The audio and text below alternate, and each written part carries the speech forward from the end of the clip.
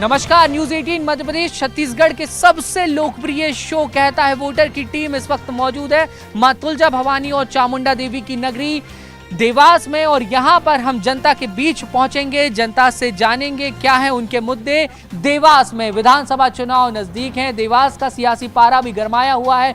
BJP और कांग्रेस दोनों ही दल यहां पर प्रमुखता के साथ चुनाव लड़ते हैं, एक दूसरे के आमने सामने होते हैं और दोनों ही दल के नेता जनता के बीच पहुंचने लगे हैं। तो चलिए हम भी चलते हैं जनता के बीच, जानेंगे जनता के क्या कुछ मुद्दे हैं जिन्हें ध्यान में रखकर वो इस बार करेंगे चुनावों में मतदान।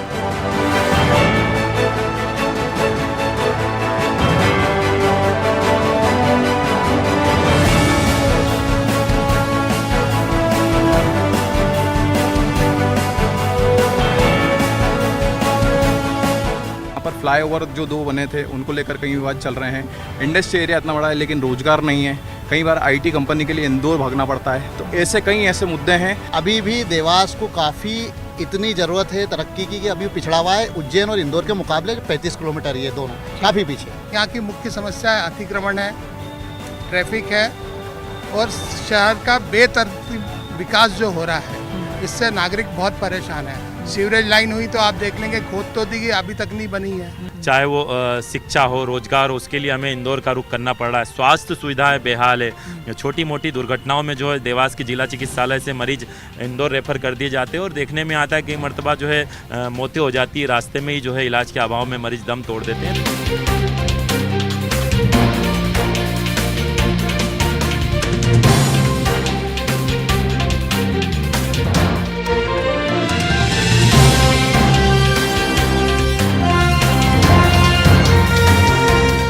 अधिकारियों पर जो मॉनिटरिंग नहीं हो पा रही है, उसके कारण ये बातें सामने आ रही है। अभी एसडीएम और सिटी बस ट्रांसपोर्ट के सीईओ पर जो लोकायुक्त ने केस दर्ज किया है, उससे साफ जाहिर हो रहा है कि कहीं ना कहीं चीज़ें गलत ट्रैक पर जा रही है। चाहते हैं तो ये इसको मेट्रो से जोड़ सकते हैं। मेट्रो प्रोजेक्ट में इसको क्यों नहीं लाया जा रहा है? और अभी वंदे भारत की भी जो सौगात आई है यहाँ पे, उसका स्टॉपेज देवास में नहीं है। तो यही जो चीज़ें हैं, ट्रांसपोर्ट यहाँ पे शिक्षा व्यवस्था है ही नहीं, इसके साथ साथ ट्रांसपोर्ट की भी समस्या बहुत है। पढ़ाई और उस पर लिखाई पे ज़्यादा ध्यान दें जनप्रतिनिधि, क्योंकि देखा जाता है कि देवास में इसके लिए बहुत समस्या है, क्योंकि सारे बच्चे अपने इंदौर जाते हैं पढ़ने के लिए, तो एक मेन समस्या ही बहुत ज़्यादा है।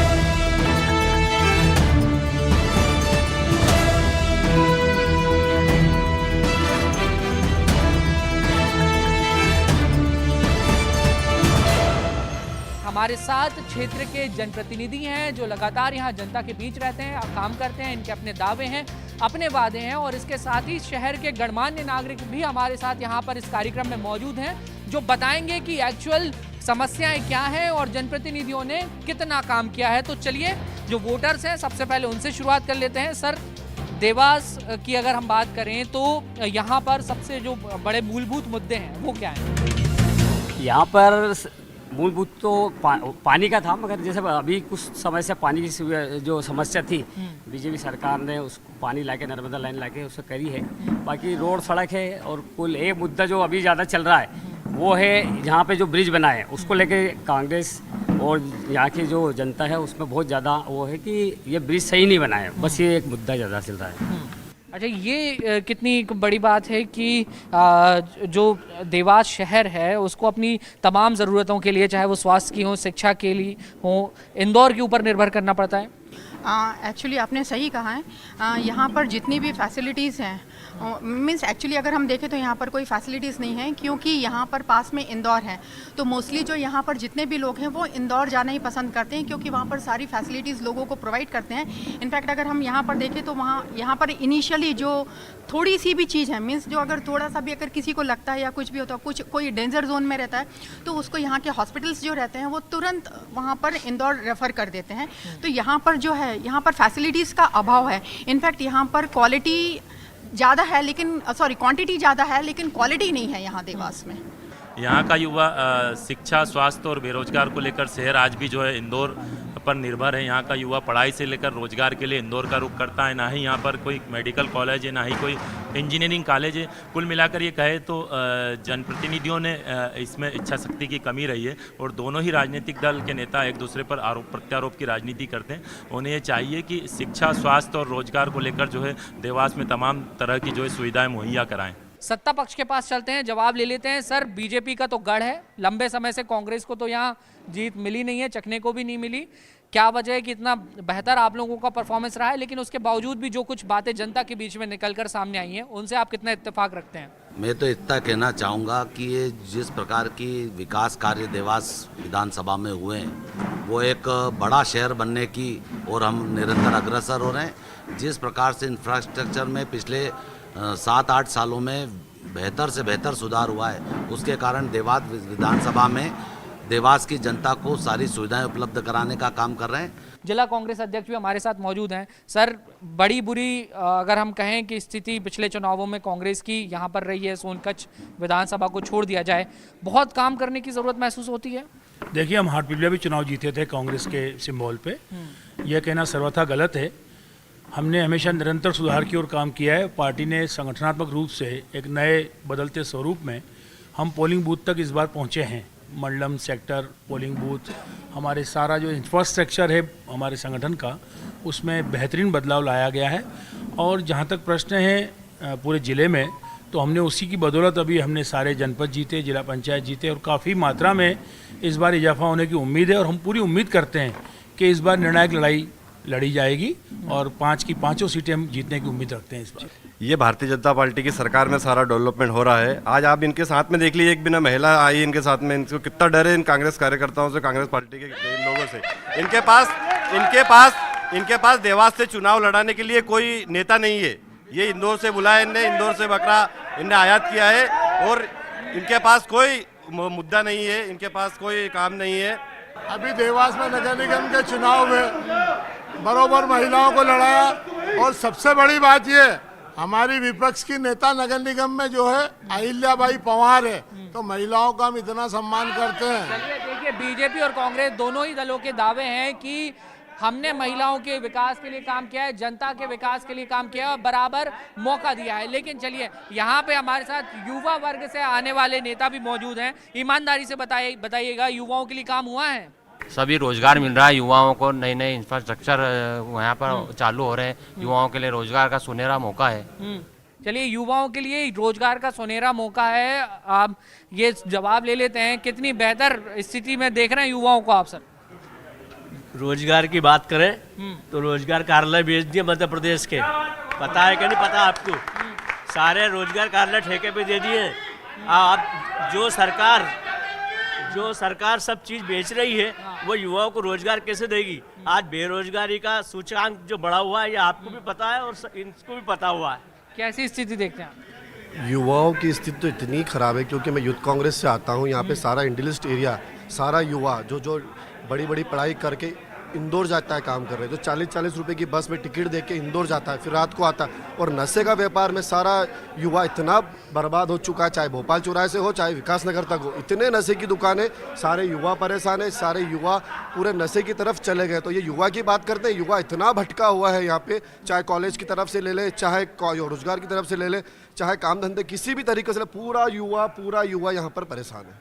युवा परेशान है, ये विपक्ष का आरोप है, और युवा इस बार कांग्रेस के साथ खड़ा होगा, ये कह रहे हैं। सर, बार बार बस पकड़ के इंदौर चले जाइए या भोपाल चले जाइए। देवास शहर में पिछले 10-15 सालों में जिस प्रकार से शैक्षणिक संस्थाओं का अपनयन यहाँ देवास में हुआ है, पॉलिटेक्निक कॉलेज आया, मेडिकल कॉलेज आया, साइंस कॉलेज आया, लॉ कॉलेज आया, ऐसे अनेकों उत्कृष्ट विद्यालय आए, CM राइज स्कूल आए, मॉडर्न स्कूल आए, और देश के प्रधानमंत्री नरेंद्र भाई मोदी जी ने इस शिक्षा में व्यवस्था में परिवर्तन करके राष्ट्रीय शिक्षा नीति लागू की है। सीखो हमारे यशस्वी मुख्यमंत्री माननीय शिवराज सिंह जी चौहान जी ने, और तमाम और जो जितनी शैक्षणिक संस्थाओं के नाम लिए इन कांग्रेसियों के बच्चे भी उसी में पढ़ रहे हैं। पॉलिटेक्निकल कॉलेज की बिल्डिंग राजोदा में, आप सबको देखना हो तो आओ, राजोदा में इतनी शानदार बिल्डिंग बनी हुई पॉलिटेक्निकल कॉलेज। हम अच्छा, ये बता दीजिए सर, ये साइंस कॉलेज शिफ्ट भी कर दिया गया?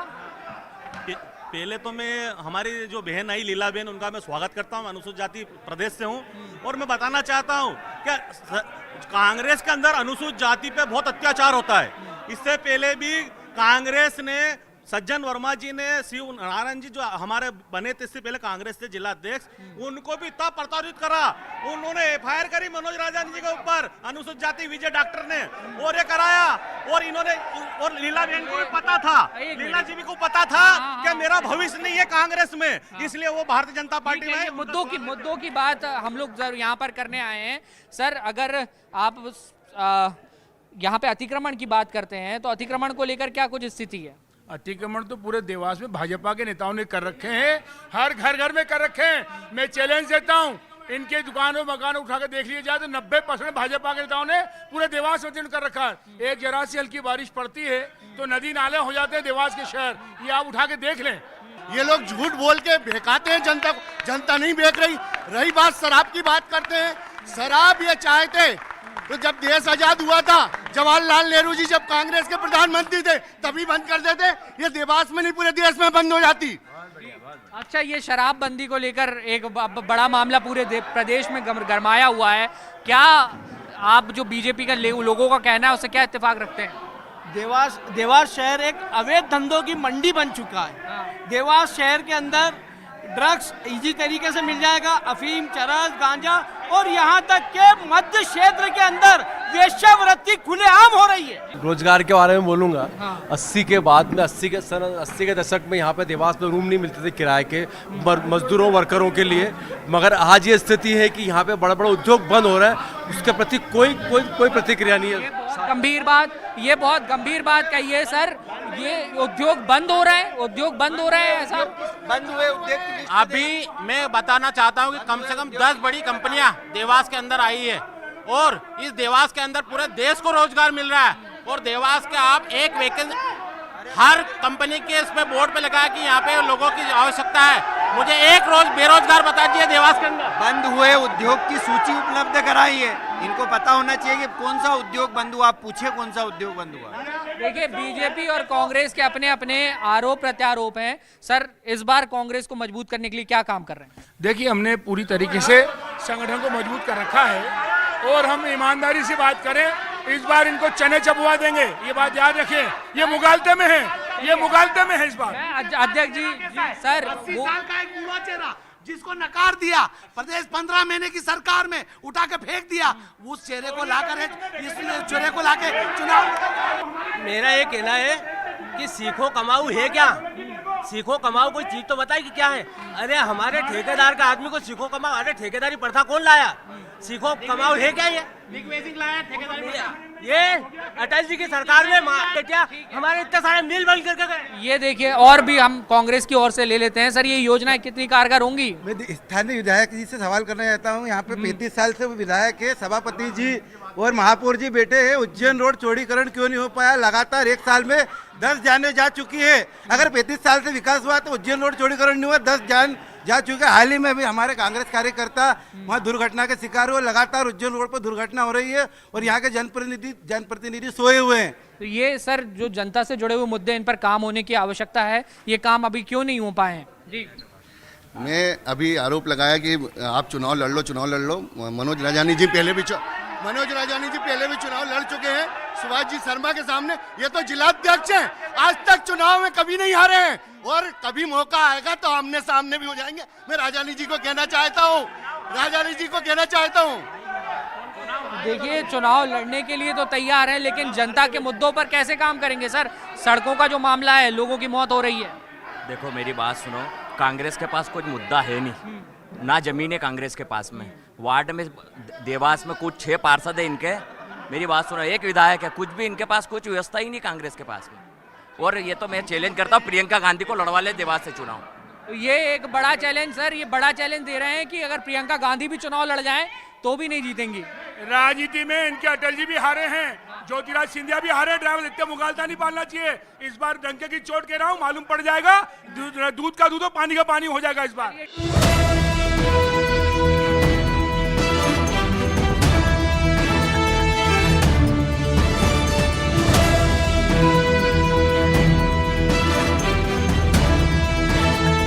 बहुत सारी बातें सर हमने कर ली हैं।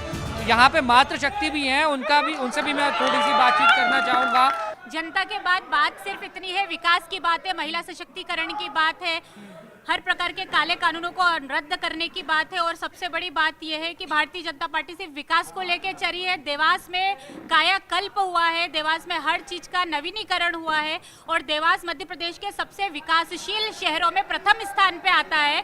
तो ऐसा विधायक न हुआ है और न कभी होगा, न भूतो न भविष्यति। जो राजमाता जी ने देवास के लिए किया है वो शायद असंभव है कि कहीं और हुआ होगा। तो ये देखिए बीजेपी अपने दावे कर रही है। सर कौन से मुद्दे जो जनता को सीधे इस चुनाव में छूने वाले हैं? भारतीय जनता पार्टी हमेशा विकास को लेकर बात करती है और देवास में रिकॉर्ड विकास हुआ है। अभी हमारे मित्रों ने अतिक्रमण की और एमजी रोड की बात करी है। हमारे देवास नगर निगम से एमजी रोड का पूरा प्रोजेक्ट हमने बनाया है और पूरा एमजी रोड का चौड़ीकरण सौंदर्यीकरण होगा। उसको लेकर हमने टेंडर प्रक्रिया भी करी थी, लेकिन अभी पार्टिसिपेट नहीं हुआ। अगली बार हम टेंडर करेंगे और टेंडर करके एमजी रोड का चौड़ीकरण करेंगे, सौंदर्यीकरण करेंगे और पूरे शहर का चौमुखी विकास हो रहा है और आगे भी करेंगे। ठीक है, बीजेपी विकास के मुद्दों पे, जनता के मुद्दों पे जाएगी, चुनाव लड़ेगी, ये बीजेपी के लोगों का दावा है। सर अब चुनाव की घड़ी नजदीक आ गई है। लंबे समय से देवास की जनता ने कांग्रेस को मौका नहीं दिया। इस बार भरोसा है कि नारी सम्मान योजना और तमाम जो कमलनाथ जी के वादे हैं, विजन है, वो काम कर जाएगा। मुख्य मुद्दे यहाँ पर स्वास्थ्य, शिक्षा, रोजगार और अच्छे वातावरण के, और साथ में नगर निगम देवास में कांग्रेस ने बनाई है। कांग्रेस, हमारा आरोप है कि जो 40% से 50% का भ्रष्टाचार सीधा यहाँ पे सर ये बार बार बोल रहे हैं, इनको शायद पता नहीं होगा कि हमारे देश में लोकतंत्र है। देवास वालों को पता नहीं होगा क्योंकि इनका तो राजतंत्र है, भाजपाइयों का। एक राजा है बाकी प्रजा है। ये बोल रहा है कि हमारे यहाँ से कैंडिडेट कौन है। हमारे यहाँ से कैंडिडेट जेल अध्यक्ष जी से लेके लास्ट पंक्ति तक कोई भी बन सकता है। आप एक बार पूछिए क्या यहाँ पे विधायक का कोई कैंडिडेट है? किसी की हिम्मत है बोलने की? क्या इनको पता है लोग? ये तमाम सारे आरोप हैं, प्रत्यारोप हैं, लेकिन इन सब के बीच जनता से जुड़े हुए बड़े मुद्दे भी जरूर हैं। सर वहां से स्वास्थ्य को लेकर एक बात निकलकर सामने आई, मेडिकल कॉलेज नहीं मिला अभी तक। 14 महीने में छिंदवाड़ा में कमलनाथ जी ने वहां पे हॉस्पिटल खोला, तो 14 महीने में इन्होंने देवास में क्यों नहीं खोला? 14 महीने ये भी रहे ना, इनसे पूछो जरा। सर ये सारे काम आप लोग जो गिनवा रहे हैं, जो नहीं हुए, वो आप लोग कर देंगे? देखिए मेडिकल कॉलेज की बात कर रहे हैं तो राजू खंडेलवाल जी की बिटिया, हमारी भतीजी, वो 2 करोड़ देके सीट ले सकती है। एक गरीब परिवार की बिटिया मेडिकल कॉलेज में नहीं जा सकती, प्राइवेट कॉलेज है। हम सरकारी मेडिकल कॉलेज की बात कर रहे हैं जहाँ पे आम आदमी पढ़ सके, आम आदमी की बिटिया बच्चे पढ़ सके। प्राइवेट कॉलेज में करोड़ों रुपए। मैं मनोज राजानी जी को बता देना चाहता हूं कि मध्य प्रदेश के मुखिया शिवराज सिंह जी चौहान जी एक संवेदनशील मुख्यमंत्री है। उन्हें गरीब को निःशुल्क सारी फीस मेडिकल कॉलेज की गरीब के शिवराज मामा भरता है। 50-50 लाख रुपए की फीस शिवराज मामा भरता है और उस गरीब परिवार के व्यक्ति को डॉक्टर बनने के लिए प्रेरित करता है। ऐसी संवेदनशील सरकार माननीय मुख्यमंत्री शिवराज सिंह जी चौहान जी के नेतृत्व में चल रही है, जो सब गरीबों का विकास चाहती है, सब गरीबों को मुख्य धारा में लाना चाहती है। वो पंडित दीनदयाल उपाध्याय जी के अंत्योदय की परिकल्पना को साकार करने। तो बीजेपी और कांग्रेस दोनों ही दलों के लोग, जनप्रतिनिधि हमारे साथ थे और तमाम वादों को लेकर उन्होंने अपनी बात रखी। आरोप प्रत्यारोप भी जमकर हुआ, एक दूसरे पर आरोप लगाए, विकास के कामों को लेकर अपनी अपनी बात रखी। आप जनता के बीच जाने के लिए तैयार हैं। कांग्रेस जहां अपने 15 महीने की कमलनाथ सरकार और कमलनाथ का आने वाले समय में जो विजन है उसको लेकर जनता के बीच उतरेगी, तो वहीं बीजेपी की बात करें तो मौजूदा सरकार ने जो कुछ काम किए हैं और योजनाओं के दम पर जनता के बीच जाकर वोट की अपील करेंगे। बहरहाल देखना होगा कि इस बार देवास की जनता किसका साथ देगी।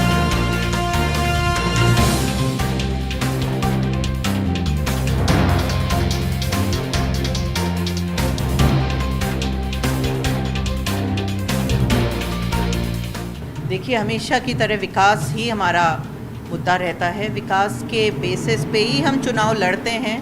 मैं ही नहीं, स्वर्गीय महाराज साहब भी, हमेशा से एक ही मुद्दा हमारा रहा है। और अगर जनता ने मुझे आशीर्वाद दिया है पिछली बार, तो इस बार हम उस आशीर्वाद पे खरा उतरे हैं।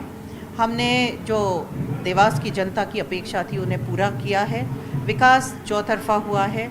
हमने हर क्षेत्र में विकास करके दिया है, वो चाहे वो स्वास्थ्य का हो, चाहे शिक्षा का हो, चाहे रास्ते हों, बिजली हो, हॉस्पिटल्स हों, स्पोर्ट्स पार्क्स हों, नए कॉलेजेस बनाकर देना हो, सभी प्रशासनिक भवन नए बनाकर देना हो, नया बस स्टैंड हो, नया कलेक्ट्रेट हो। आपने देखा है विकास ने एक बहुत ही ऊंची स्तर पे हमने देवास में करके देवास को दिया है, और इन्हीं मुद्दों को लेकर हम विकास के मुद्दों को लेकर हम चुनाव में उतरेंगे। अभी भी कुछ ऐसी चीज़ें जो आपके मन में हो, जो आप चाहती हो कि उन पे अभी काम करना है, किया जाना चाहिए? जी, काम तो हमेशा से रहते हैं, पर मैं मानती हूँ कि मुख्य काम जो थे वो हो चुके हैं।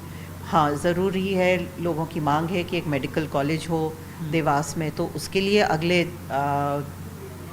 सत्र में जब हमें मौका मिलेगा तो हम कोशिश करेंगे। वैसे ही रसूलपुर पर एक ब्रिज है, उज्जैन चौराहे से नागोखेड़ी चौराहे तक जो रोड है प्रस्तावित है, उसे पूरा करना है हमें। ऐसे बहुत सारी चीज़ें हैं जो अधूरी अभी भी बची हैं, उन्हें पूरी करनी है, वो हम करेंगे अगले चुनाव में।